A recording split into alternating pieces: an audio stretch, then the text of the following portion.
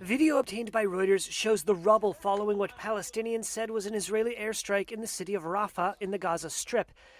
And it comes amid what seem to be dwindling prospects for ceasefire talks in Cairo.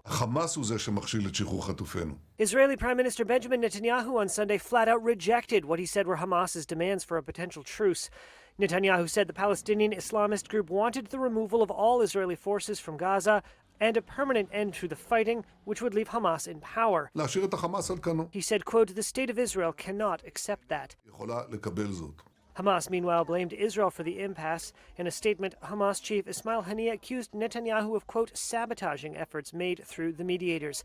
A Palestinian official close to the mediation effort told Reuters on Sunday, quote, "If Netanyahu doesn't change his mind, there will be no reason to stay." And the fighting continues. Israeli soldiers at the Kerem Shalom crossing between Gaza and Israel inspected armored vehicles after Hamas claimed it had attacked the position on Sunday. Earlier in the day, trucks carrying desperately needed humanitarian aid passed through the crossing, but following the attack, Israel said the crossing had been closed. The war began after Hamas stunned Israel with a cross-border raid on October 7th, in which Israel says 1,200 people were killed and over 250 hostages taken. More than 34,600 Palestinians have been killed in Israel's subsequent assault, according to Gaza's health ministry. The bombardment has devastated much of the coastal enclave and caused a humanitarian crisis.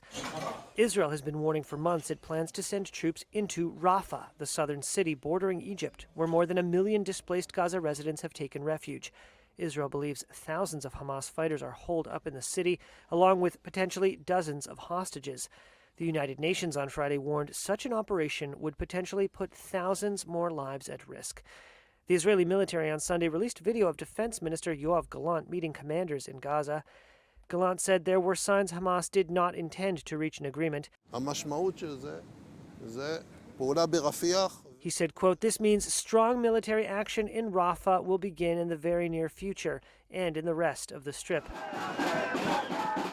But the deadlock in Cairo continues to turn up the heat on Netanyahu. Thousands of Israelis protested on Saturday, demanding the prime minister accept a ceasefire agreement with Hamas that would see the remaining hostages brought home.